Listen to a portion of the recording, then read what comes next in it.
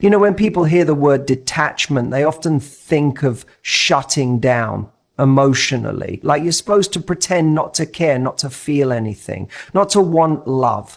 But that's not it at all. Detachment isn't apathy, it's power, it's strength. It's one of the most magnetic, beautiful things you can embody, especially after heartbreak, because here's the truth that so many people miss.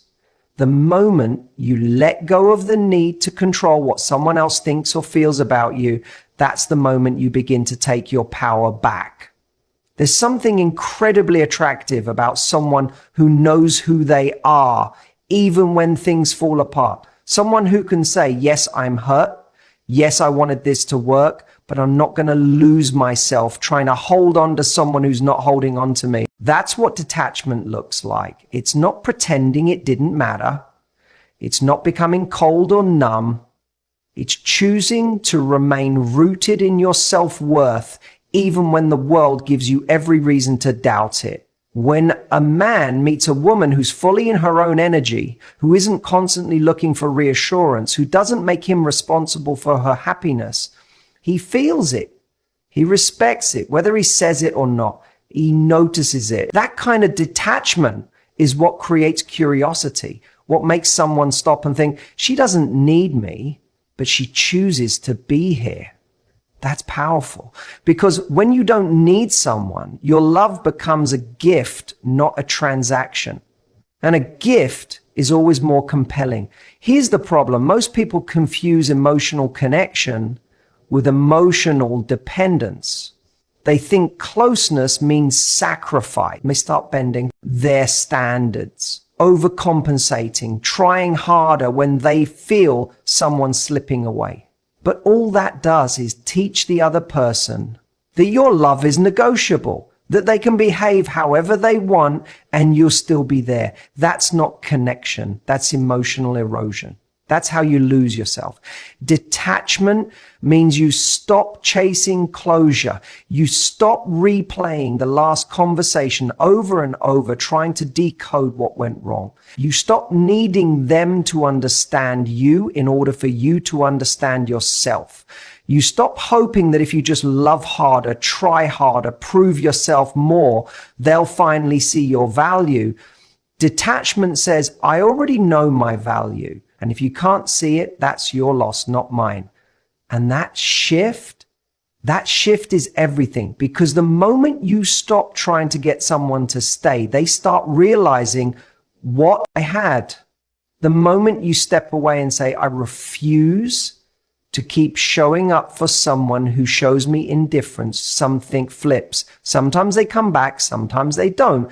But the real victory isn't in whether they return, it's in whether you return to yourself. People always talk about wanting to be the one who got away. You become that person, not by playing games or pretending to be unavailable. You become the one who got away by living your life in a way that says, I'm not waiting for anyone to choose me. I've already chosen myself. That kind of energy is unforgettable. That's what haunts someone. Not your texts, not your emotional pleas, not the last voicemail you left them crying at 2 a.m. What haunts them is the realization that you were willing to walk away with your dignity intact. And that only happens when you detach. It's so easy to confuse attachment with love. But love without boundaries isn't love. It's neediness, it's fear, it's insecurity dressed up as passion. Real love doesn't demand you lose yourself. It invites you to be more of who you are. And if the person you're with doesn't make space for that, you don't cling tighter, you let go. Not because, but because you care about yourself enough to know when something isn't right. And that's what detachment really is. It's knowing the difference between fighting for something and fighting yourself. It's recognizing that sometimes the most loving thing you can do for yourself is to stop trying to be loved by someone who isn't capable of loving you the way you deserve. So if you're sitting there heartbroken, wondering, should I reach out again? Wondering if you should send that one last message just to explain your side. Don't. Pause. Breathe. Remember who you are. You don't need to beg to be seen. You don't need to audition for someone's affection. The moment you stop chasing is the moment you start attracting something better. Let go. Not because you stopped loving, but because you started respecting yourself more. Let that be the line that saves you. We've all been there. That feeling when someone starts to slip away and everything in you wants to grab tighter. You think, if I just show them how much I care, if I just explain myself better, if I just prove how serious I am, maybe they'll stay. Maybe they'll finally give you the kind of attention, consistency, and reassurance you've been craving. And so you try, you text more, you initiate every conversation, you overextend, you overthink, you become the emotional glue holding something together that was never meant to fall apart that way. But here's what no one tells you. The more you chase, the more they retreat.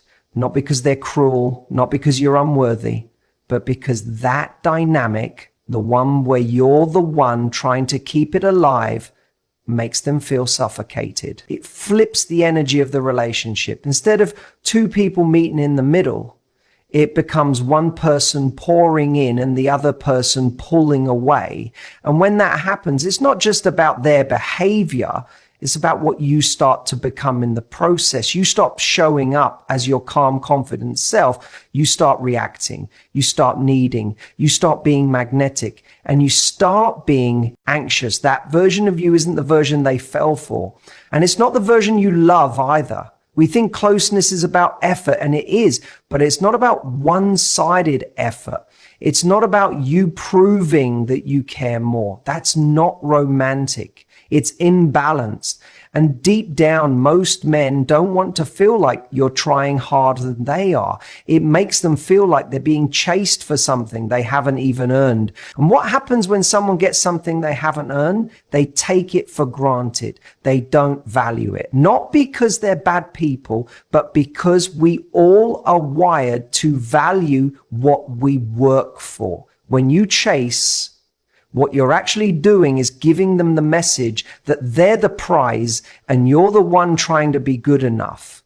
You're handing over your value on a silver platter and saying, here, just please notice me. But that's not how desire works.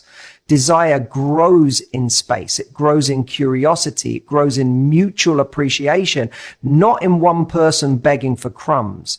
And I know it's hard, especially when you're emotionally invested, especially when you've imagined a future and now it feels like it's being ripped away from you.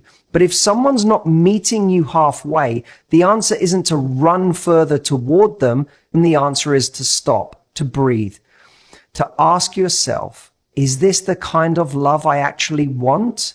Is this what I deserve? Because here's the truth. When you chase, you think you're trying to get love. But what you're actually doing is trying to avoid rejection. You're not pursuing them because it feels good. You're doing it because the idea of letting go feels unbearable. But what if letting go was actually your freedom? What if walking away wasn't a loss, but a turning point? Every time you don't get a reply and you reach out again, every time you feel that sting of being ignored and still go back, every time you justify their lack of effort, you teach them how to treat you. You teach them that you'll stay no matter how little they give. You teach them that you'll keep showing up even when they're disappearing. And in doing that, you start to disappear from yourself. You become more focused on whether they like you than whether you even like them. You obsess over what to say, how to say it, how to be more chill, how to be more low maintenance, how to not seem needy, all while you aren't being fed emotionally, mentally, spiritually. You make their comfort your priority and abandon your own. That's not love. That's anxiety. That's trauma. That's your inner child trying to earn something that should be freely given. And look, if a connection is real, If someone genuinely values you, they'll meet you where you are. You won't need to constantly chase them down to remind them you exist. You won't need to keep asking for basic things like communication or respect. Love doesn't need to be forced. And someone who sees your worth won't need to be convinced to treat you well. When you stop chasing, you create space. And in that space, the truth becomes very clear. Either they step forward or they disappear. But either way, you win because you stop bleeding energy trying to hold on to someone who's not holding on to you. You stop draining yourself in the hope that they'll see you, and you start seeing yourself again. So if you've been chasing someone who's pulling away, stop. Not because it's a gain, but because your peace is too expensive to lose. One of the most misunderstood things in love is this idea that the more emotion you show, the more someone will want to stay. And yes, emotion is beautiful. Vulnerability is powerful. But there's a difference between emotion and desperation. And knowing the line between the two can change your entire experience of love and relationships. The woman who leads from emotion, real, grounded emotion, is deeply attractive. She speaks from the heart. She loves without apology, but she never gives away her self-respect in the process. Desperation, on the other hand, is what happens when you make someone else responsible for your happiness. It's what happens when your peace depends entirely on what they do or don't do. And the problem with desperation is that it's loud, it's urgent. It pushes people away because it comes from fear, not love. You can feel the difference. Emotion says, I care about you and I'm here if we're building something real. Desperation says, please choose me or I won't know who I am anymore. And nobody wants to carry that kind of pressure, not even someone who loves you, especially not someone who's still figuring out what they want. Because the moment your sense of identity is tied to whether or not they stay, they stop being your partner. They become your lifeline. And that's not a relationship. That's a rescue mission. I've seen it so many times. You meet someone, there's chemistry, connection, things feel alive. You open up, you invest, and at some point you start caring so much that you slip into this quiet panic. You start overthinking every text. You replay every conversation. You try to read the signals. You wonder why they're not texting as much, why they seem more distant. And instead of stepping back and checking in with yourself, you go harder. You try to win them back. You become more available, more agreeable, more understanding, even when their behavior doesn't deserve it. But that version of you isn't empowered. That version of you is shrinking. And the more you shrink, the less they see you, the less you even recognize yourself. The woman who leads from emotion says, I love deeply, but I also love wisely. I don't beg to be chosen. I don't chase someone who makes me feel uncertain every other day. I want connection, but not at the cost of my sanity. And that woman, that energy is magnetic because she's not trying to control anything. She's not trying to make someone love her. She's just showing up as her full self and letting the right person rise to meet her. You don't need to prove yourself to someone who's right for you. Read that again. If you're constantly trying to make them see how special you are, you're already playing a losing game. People don't fall in love because you explain your value. They fall in love because they feel it, because you embody it, because you live it. When you live in your value, you naturally create standards. You naturally have boundaries. You naturally say, no, this energy isn't good for me, without needing to scream or beg or chase. And the right person, they won't be threatened by that. They'll be drawn to it. Because someone who's emotionally mature doesn't want a partner who's always bending to make them comfortable. They want someone who feels like home, yes, but also someone who challenges them, someone who holds their own, someone who won't accept breadcrumbs just to keep the peace. You don't need to become smaller to make a relationship work. You don't need to twist yourself into a version that's easier to love. If being more understanding, more flexible, more low maintenance has become your strategy, stop and ask yourself, what am I really trying to earn here? Because love that has to be earned through self-abandonment isn't love, it's survival. What you want is someone who meets your emotional depth with their own. Someone who doesn't make you question your worth every time they get distant or distracted. Someone who knows that your heart is a privilege, not a convenience. And to attract that kind of love, you have to stop proving and start embodying. Embody your standards. Embody your truth. Embody your value. Even when it feels like the world isn't reflecting it back to you. Because real emotion is calm. It's rooted. It doesn't scream for attention. It commands it quietly. It doesn't chase. It attracts. You don't become unforgettable by begging to be remembered. You become unforgettable by staying true to who you are, even when it would be easier to shrink. Don't confuse being emotional with being out of control. Don't confuse caring with clinging. The strongest emotion you can show someone isn't fear of losing them. It's the peace of knowing that even if they go, you'll still be whole. Sometimes the most powerful thing you can give someone isn't more words, more effort, or more chances. It's your absence, your silence, your space, and not as a game, not as a punishment, but as a reset. Because when you keep showing up for someone who's inconsistent, who's confused, who keeps you hanging on a thread, you don't give them the chance to actually feel what life looks like without you. You don't give them the opportunity to miss you. What most people don't realize is that presence, when it's taken for granted, becomes invisible. The more available you are, the easier it is to overlook you. That's just human nature. We start to tune out what's always there. We forget to appreciate what we've never had to work for. And it's not because we're heartless. It's because familiarity dulls urgency. But absence, that's different. Absence creates contrast. It interrupts the pattern. It forces reflection. And when someone loses access to you, even temporarily, they're confronted with a truth they may have been avoiding. Did I value what I had? Did I respect it? Did I give enough? You don't need to keep proving how good you are by sticking around after someone's shown you they're unsure. You don't need to keep showing up with softness after they've shown up with distance. Sometimes the strongest move you can make isn't trying harder. It's stepping away with grace. Not because you've stopped caring, but because you've started caring differently.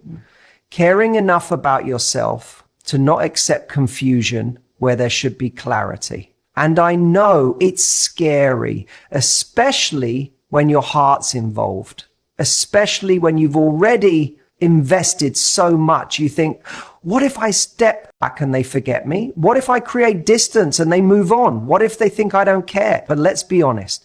If someone forgets you the moment you stop overextending, they were never truly present in the first place. If your absence makes it easier for them to let go, then your presence was only holding together a connection that was already falling apart. The person who genuinely values you won't be comfortable with your silence. They won't sit in that distance and think good riddance. They'll feel the shift. They'll feel the weight of your absence. And they'll ask themselves questions that they couldn't ask when you were always there, always explaining, always forgiving, always reaching. When you're constantly present, there's no room for someone to consider the cost of losing you. But the moment you step back, the moment you stop filling the space for both of you, something changes.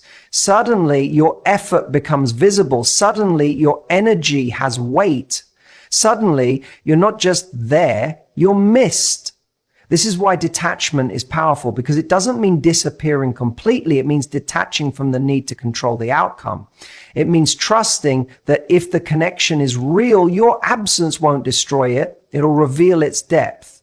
And if the connection isn't real, your absence won't ruin it. It'll reveal that there was nothing real to ruin. You have to be willing to give someone the gift of missing you.